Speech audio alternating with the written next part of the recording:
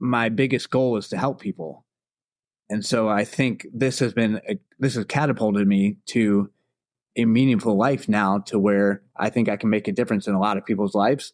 So in that regard, I think this is an overall good thing. I think the positives, I'm not there yet, but I do think the positives eventually will outweigh the negatives.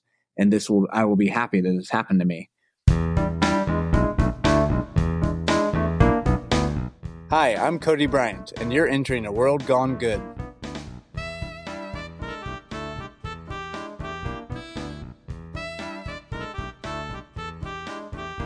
Well, hello. My name's Steve, and this is the place where we highlight everyday people making good happen each and every day. Welcome to World Gone Good.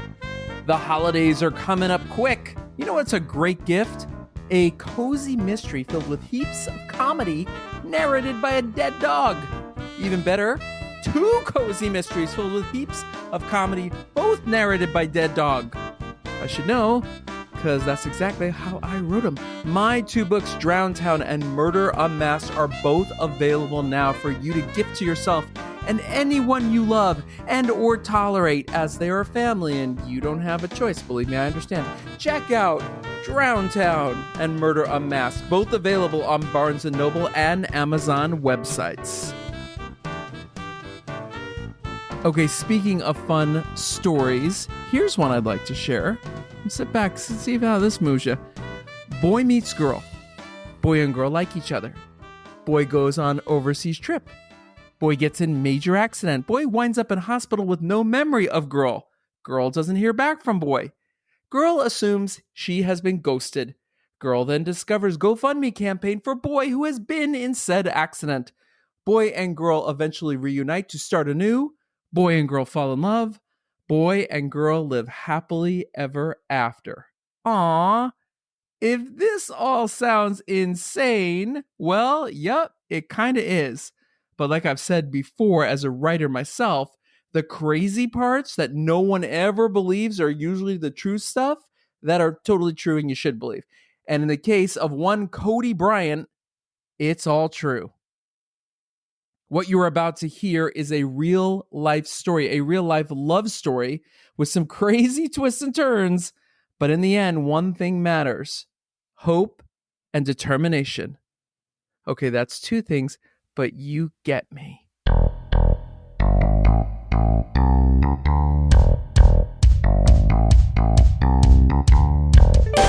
Here comes Cody Bryant to share his good journey.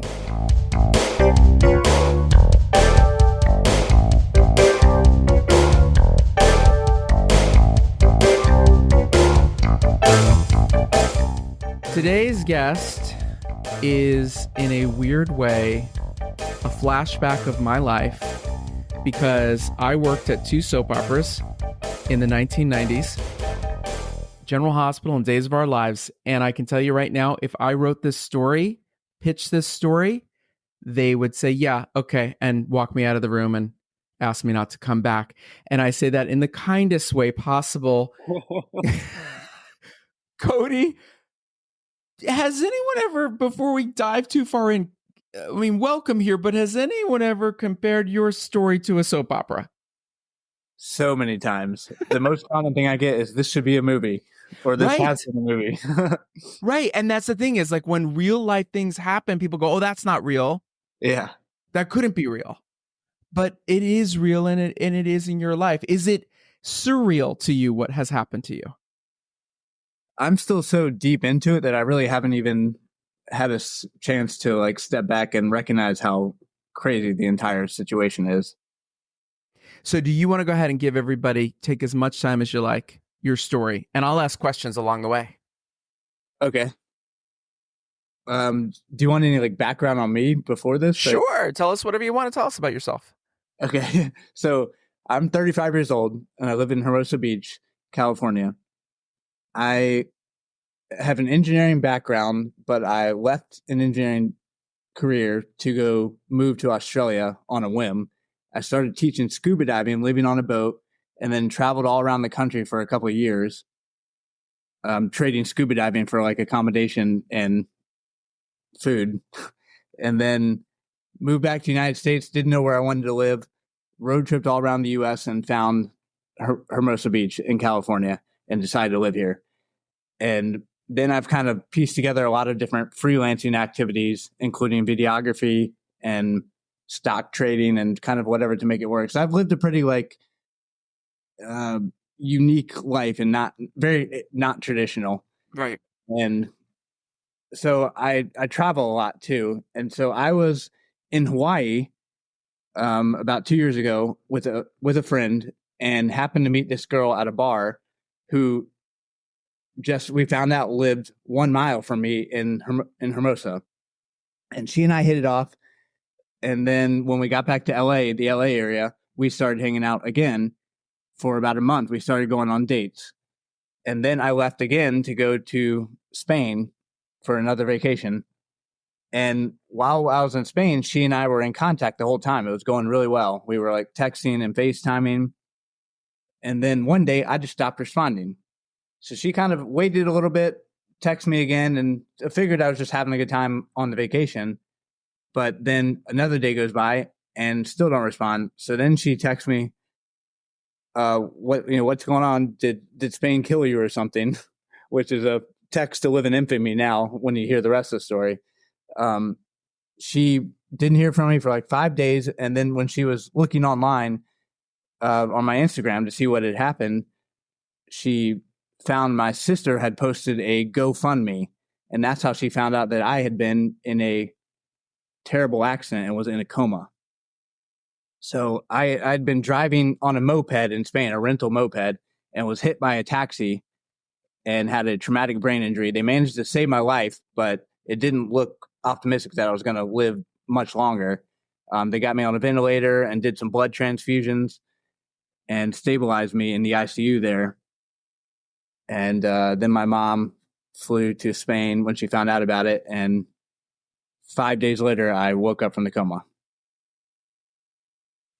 So Haley is the girl's name. I guess I should say that. She found out that I was in a coma from the GoFundMe, and she texted me like something sweet, but I was not coherent, of course. And so then my story gets pretty crazy. I woke up from the coma. They did surgery. I also shattered my femur and was missing teeth. And then 2 or 3 weeks after being in Spain in the ICU, they deemed that I was okay to fly. My family was able to lock down a medical flight. So they got me on a medical flight, but because we couldn't afford like the bougiest medical flight, they had to stop in Istanbul, Turkey. And I was having a seizure on the flight and was hallucinating and delirious. And so they had to take me to the ICU in Turkey. Then I got stuck in Turkey while they tried to stabilize me for 2 weeks. And then another crazy thing, because of the translation issues, they didn't really understand that it was a brain injury. They thought that I was a drug addict going through withdrawals. And so they wouldn't sign on the flight. They wouldn't sign on the papers that I was fit to fly. And they kind of stopped giving me very good care as well. And my mom was like trying so hard to explain the situation. And she was like showing pictures of me back in like my life before the accident, like showing that I'm a healthy, functional human. And then one of my best friends flew to Turkey. Like my mom called him and was like, "Hey, I can't get Cody out of here." He flew to Turkey and then basically threatened the doctors with stuff from the embassy to say, "You need to sign this guy that he's fit to fly to leave the country." The Turkish doctors thought he was my drug dealer coming to give me more drugs. Jesus. Yeah, it's insane. So thankfully for Matt is my friend's name, Matt, and my mom, and my friend MJ also, they got me out of the country. And so it was over a month from my accident that I returned back to the United States. And I landed in California, went to the emergency room there, and then they got me checked into a neurological rehab center in the LA area. And that's where I stayed for about a month and a half. And at that point, I was still very incoherent. I knew who I was, and I was starting to speak some, but I wasn't really making a lot of sense, and I didn't know where I was or what month it was, or kind of some basic questions they would ask me I didn't understand. And so they were doing a lot of like cognitive therapy, physical therapy, and occupational therapy. So the brain injury paralyzed me on one side of my body. So I had no movement at all on an entire half of my body. They call it hemiplegia. But I still didn't even understand this. So when I would wake up and talk, when I finally understood where I was, I would ask my mom at the rehab, I'm like, what am I doing here? She's like, Cody, you got in a really bad accident. And I was like, Mom, people break their legs all the time. She's like, Cody, you have a brain injury. And then I would just change the subject and move past that and like never really acknowledge it. So like I truly didn't understand what had happened or what the state my body was in. And then I started to finally get better it was about 2 months after the accident, or 2.5 months after the accident at this point. And my mom finally figured I was functional enough to get my phone back. So I get my phone back and I'm going through, she said I did some silly FaceTiming for random people, like random friends and stuff. And I definitely I almost seemed like I was drunk kind of. And then I was going through my phone and I saw all these text messages with Haley, the girl, but I didn't really remember any of these. Like I remembered meeting her, but nothing more than that. And so then I saw by all those FaceTimes and text messages, I was like, whoa, I must have liked this girl. And so then I reached out. I said, sorry, I missed this message. And that was the beginning of our contact. And then after that, I discharged from rehab but still couldn't get up steps, which my house has a lot of steps, so I couldn't move back home. So my mom and I went to a accessible hotel room because I was in the wheelchair still, but I could get out of it at this point. So I practiced in the hotel every day, walking up and down the halls and up and down the steps, trying to figure out how to do it so I can move back home. And then after 2 weeks in the hotel, I moved back to my house in Hermosa Beach. And thankfully I had roommates, so I didn't need a caretaker. Otherwise I probably would have had to have a caretaker, but the roommates saved me there. And then I started reaching out to, I messed this up. I started reaching out to Haley when I was in the hotel. And at this point I'd kind of recognized that I liked her a little bit had been interested in her. So I wanted to invite her to the hotel, but it's kind of hard to bring a girl to a hotel you're staying in with your mom. So I waited, but I moved back home. And also I was missing teeth, in a wheelchair. I had lost 40 pounds. I looked like super frail. And so I was kind of thinking, I was like, man, I don't want this girl to see me like this. But then I eventually got over it and decided I did want her to see me. And so she came over to my house in Hermosa, and obviously just super happy that I was alive. And it wasn't romantic at all, but she started coming over fairly regularly just to hang out. She worked from home and I was, of course, stuck at home. And we got to know each other. And then I found this therapy situation that was about an hour and a half away. And Haley started driving me back and forth 5 days a week to that hour and a half away therapy. Wow. And so you can imagine those car rides, we got to know each other again very well. And that's kind of when it started to be romantic.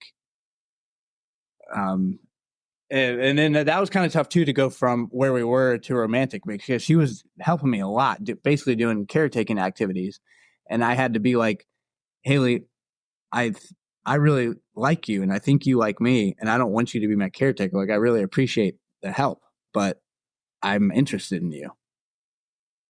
So that was a tough boundary to navigate too. And also my family and friends were always like, especially my family who lives in North Carolina, they were so thankful that Haley was there helping me. So they had this vision of her as like this angel, which she is, but this like caretaking angel. So they would always like say, oh, we're so thankful for her. We're so thankful. And like, I'm like, Mom, this is a girl I like. Like, it's not just my caretaker. This is a girl I'm interested in. It's weird lines being crossed, but we're going to go. Yeah. Let me ask you a couple questions before we go further. Yeah, please. Okay. A lot of great stuff. Here's one question that I think probably a lot of people have asked you. How much of this do you personally remember, and how much of it is you just being told the information of what happened? Does that make sense? Yeah, absolutely. And that's a question I've tried to figure out and not been super confident on. A lot of it is memories, and there are some things too. It's weird that what I've noticed about my memory, because my memory is pretty shot overall. Like I have no short term memory really anymore, and then a lot of my past life is kind of scattered. It gets like I get confident about my memories from maybe 2 or 3 years before my accident and before that, but there's like a total gap of about a year surrounding my accident, and then it gets kind of fuzzy for another year or two before my accident. So it's weird. Yeah, it is And weird. I've realized the memories that have really stuck are the ones that are associated with big emotion. So that it's crazy. That's, I guess it's, I've kind of figured out how my brain organizes memories, and they're definitely tied to big emotions, the ones I remember. Otherwise, I've kind of tried to piece together things by watching videos and looking at text message conversations for a long time. So a thing about brain injury is it changes your personality often. And I was very determined to try to be the same person I used to be.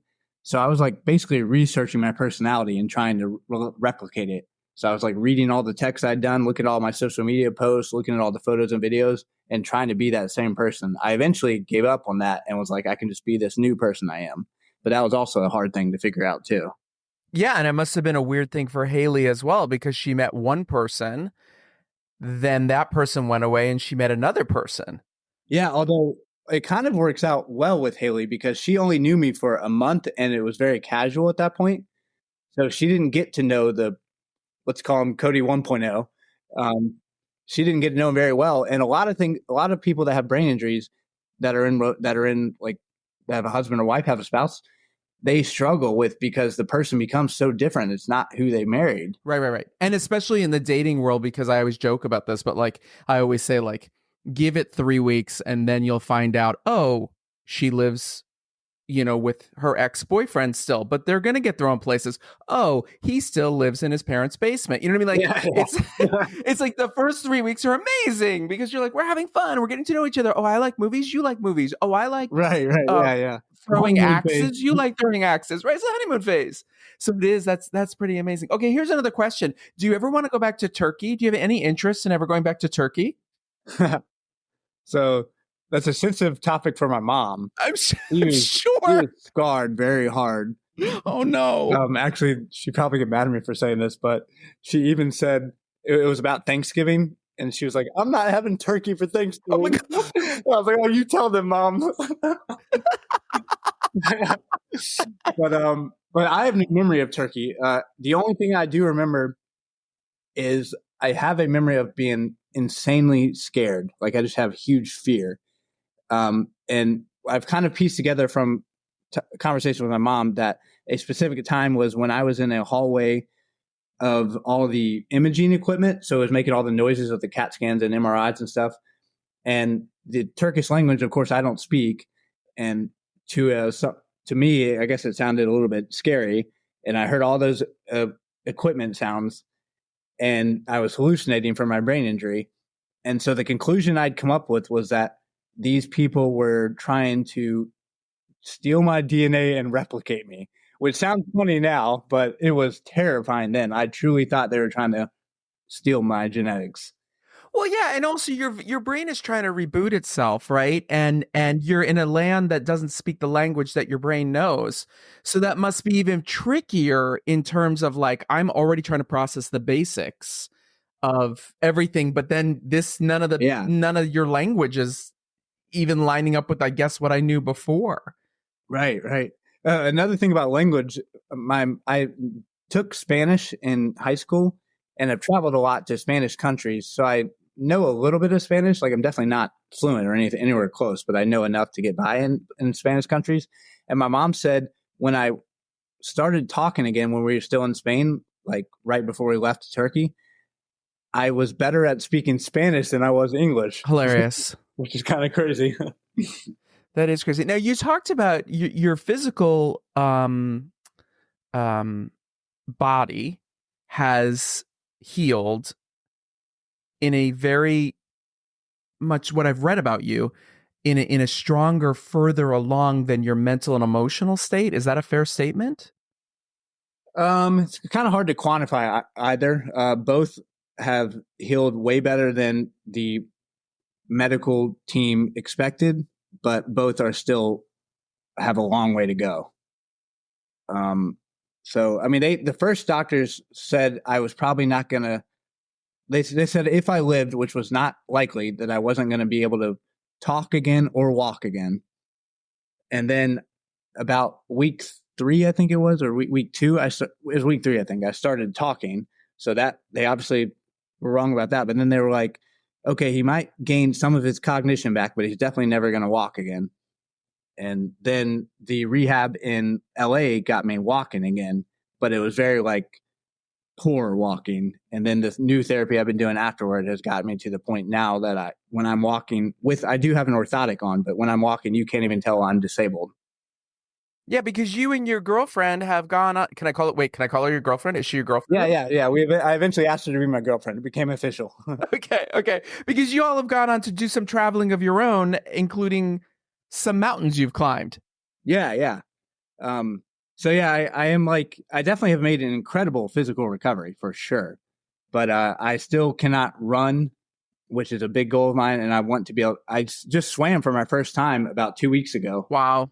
And I still am not comfortable swimming. Like I wouldn't go into the ocean on my own, but a big goal of mine is to be able to snowboard and surf again, but I'm nowhere close to that. Yeah, but you're getting there. This is really amazing. Does it feel, I don't know how to say this. Do you have an expectation of where you want things to go, and how do you deal with that? Because I mean, that's a life thing that we all deal with when you have, I mean, what a journey you've been through and you've had to shift. It's strange. I've been like, so I guess I have an engineering mindset, meaning like I like solving problems.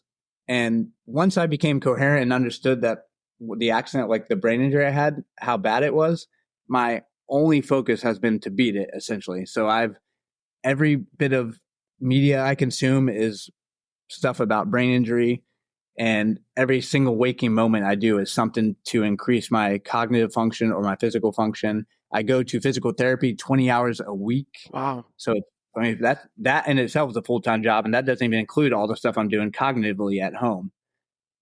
So I have been very, very, it's probably not the best word to use, but I've been obsessed with getting better to the greatest extent I can.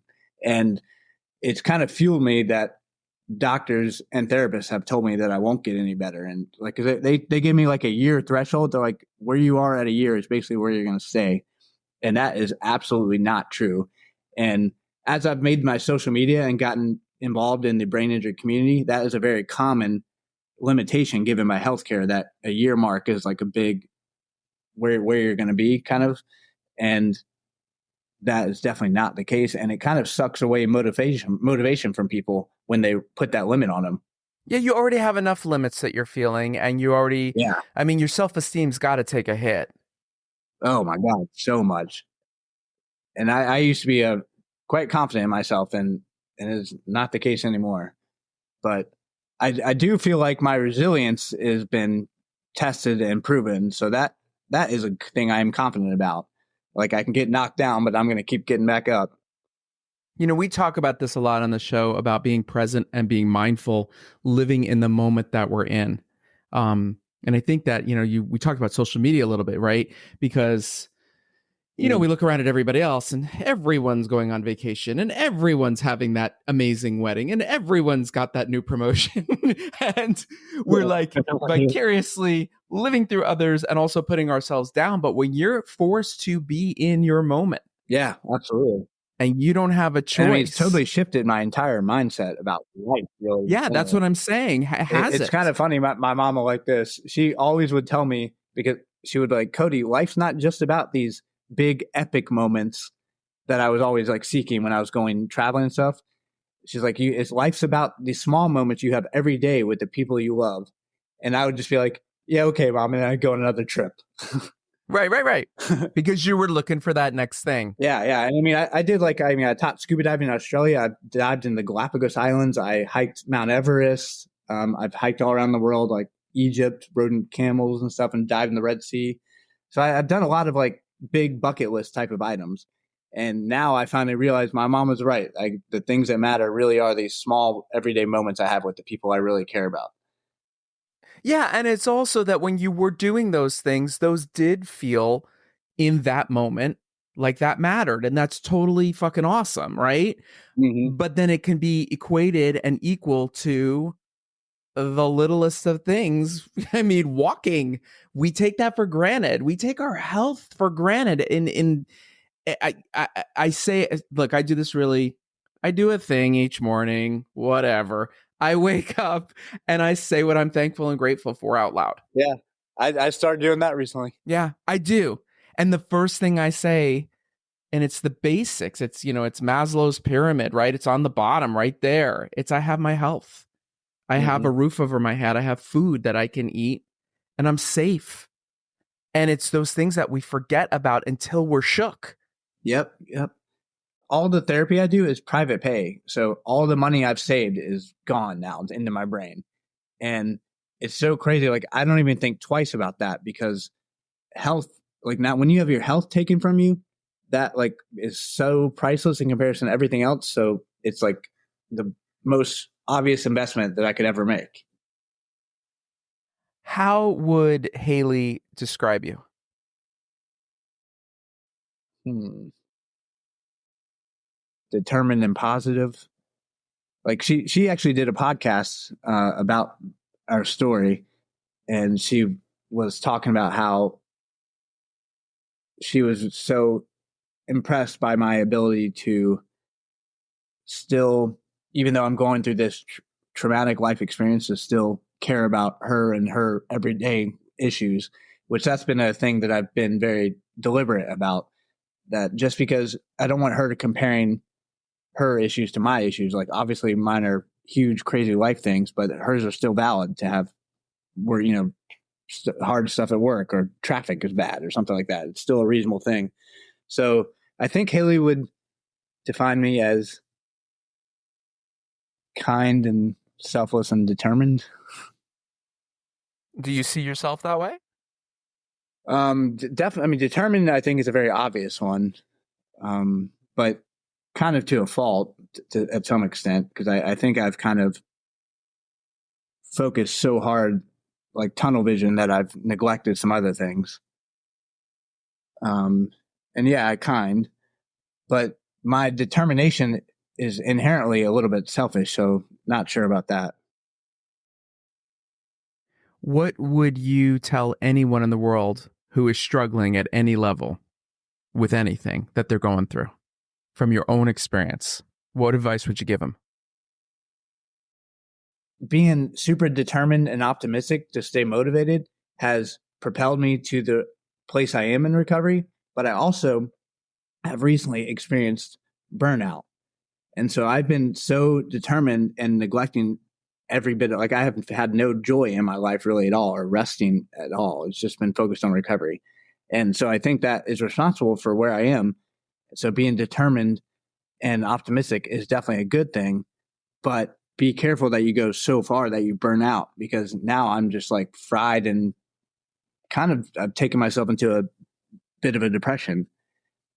So you got to make sure you stay balanced and fill up every cup in your life. Like, make sure you have like family time and friend time and resting and times of stuff that you enjoy, not just working hard to get better. Okay, and this is a totally inappropriate question that you don't have to answer if you don't want to. Okay. Would you go through this again? Who? That's tough. I mean, it's been the worst thing I could ever imagine to anyone. Like, I've never imagined pain or working as hard as this is. And like losing your brain is just mind blowing how terrible it is. But I do think this has been a pivotal point in my life in a good way.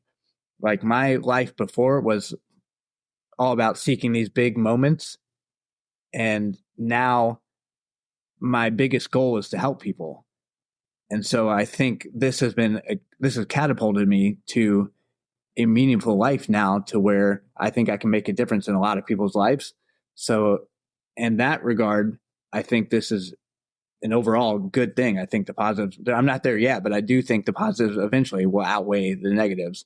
And I will be happy that this happened to me. And then I also like the people that care about me. I mean, this has been terrible for them. So it's hard to confidently say that it's a good thing in my life, but I do expect to look back one day and it be a good thing. We close these shows with 3 questions. Don't panic. You know the answers. First question is the easiest one. Where do people find you, follow you, get to know you better? Social media, anything you want to plug? Yeah, awesome. I am on TikTok and Instagram. Both of them are Cody's Comeback. That's CODYS.comeback. COMEBACK. I love that. This is the best name. The last 2 parts that we close the show with. Question number 1 is this. Actually, this is question number 2 because you already did question number 1. Who inspires you? My mom is the first one that comes to mind. I also have a disabled father, and my mom has been so strong seeing him change health-wise. And then her super healthy son, she's seen that, me have my health issues. And then she also had a hurricane destroy her entire house. She just has so many problems have hit her. Like, life has been tough to her, and she still has been the strong superhero. Like, she has been my rock in this whole thing and our family's rock in so many ways. So my mom is number 1 for sure. All right, we need your mom on this show, so we'll be discussing that next. The final question is not a question. It's how we end every show. It's a statement to finish. Finish it any way you like. Can be anything we talked about, anything that comes to mind, anything you want to say. It's simple. Tell me something good. Oh, one thing I didn't say about whether I would do this again, have the accident or not. I'm with Haley. Like, I love Haley. I am totally in love with Haley, and that would not have happened without this accident. Or we don't know that if it would have happened. I had met her, of course, but now I can confidently say that I'm in love with her, and that is a pretty happy thing, pretty good thing.